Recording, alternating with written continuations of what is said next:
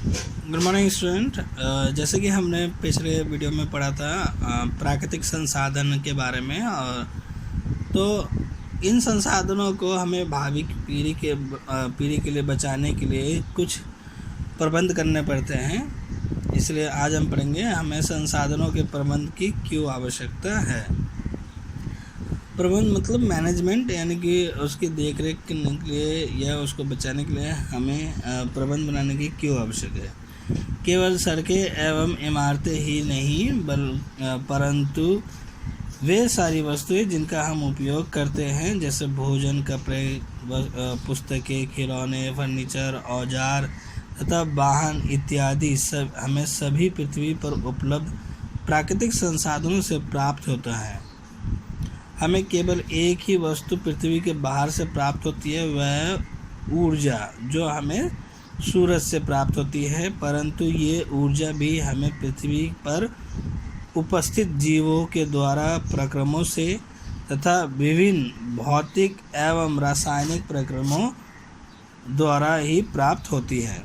तो यानी कि जो भी चीज़ें हमें मिलता है, जो भी चीज़ हम यूज़ करते हैं, वो अधिकतर क्या होता है, वो हमारे पृथ्वी के ऊपर ही उपलब्ध होती है। तो ये जो संसाधन होता है, प्राकृतिक संसाधन, हमें अपने संसाधनों की सावधानी पूर्वक उपयोग की क्यों आवश्यकता है। यानी कि जो हम संसाधन जो यूज़ कर रहे हैं उसको सावधानी पूर्वक उपयोग करने की आवश्यकता क्यों है।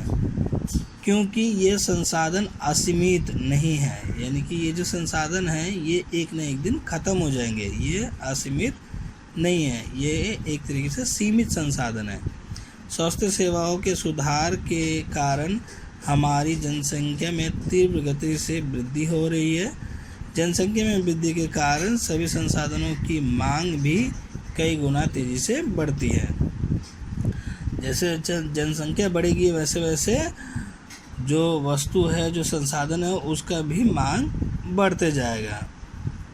प्राकृतिक संसाधनों का प्रबंध करते समय दीर्घकालीन दृष्टिकोण से ध्यान में रखना होगा कि ये अगली कई पीढ़ी तक उपलब्ध हो सके। तो संसाधनों को जितने भी आप अगर प्रबंध करना चाहते हैं तो उसके लिए सबसे पहले हमें दीर्घकालीन दृष्टिकोण रखना होगा, यानी कि भविष्य के बारे में सोचकर उसका प्रबंध बनाना पड़ेगा। क्योंकि ये सिर्फ इसी पीढ़ी के लिए नहीं, आगे की और भी कई पीढ़ियों के लिए इसका रखना ज़रूरी है। संसाधनों का अर्थ उनका दोहन अथवा शोषण नहीं है। इस प्रबंध में इस बात को भी सुनिश्चित करने की आवश्यकता है कि इनका वितरण भी वर्गों में समान रूप से हो, ना कि मात्र मुट्ठी भर अमीर और शक्तिशाली लोगों को इनका लाभ मिले। तो संसाधनों का जब बंटवारा होता है तो उसमें भी हमें बहुत विवेकपूर्ण बंटवारा करना चाहिए, क्योंकि जो संसाधन है वो सभी लोगों के लिए है, ना कि कुछ थोड़े बहुत जो अमीर लोग हैं या शक्तिशाली लोग हैं उनके लिए। सिर्फ नेताओं के लिए संसाधन नहीं है। अगर कोयला अगर हम ज़मीन से निकालते हैं तो वो सिर्फ नेता के लिए नहीं है, वो सब के लिए, आम लोगों के लिए भी है।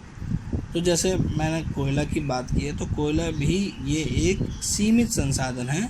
अगर हम इसका बार बार यूज़ करते रहेंगे, उपयोग करते रहेंगे, तो ये एक न एक दिन ख़त्म हो जाएंगे। इसलिए इन संसाधनों को आपको बहुत ध्यानपूर्वक यूज़ करना चाहिए।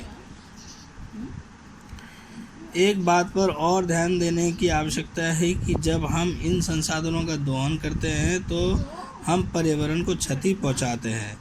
उदाहरण के लिए खनन से प्रदूषण होता है, क्योंकि धातु के निष्कर्षण के साथ साथ बड़ी मात्रा में धातु मल भी निकलता है। अतः संपोषित प्राकृतिक संसाधनों के प्रबंध में अपशिष्टों के सुरक्षित निपटान की भी आवश्यकता होनी चाहिए।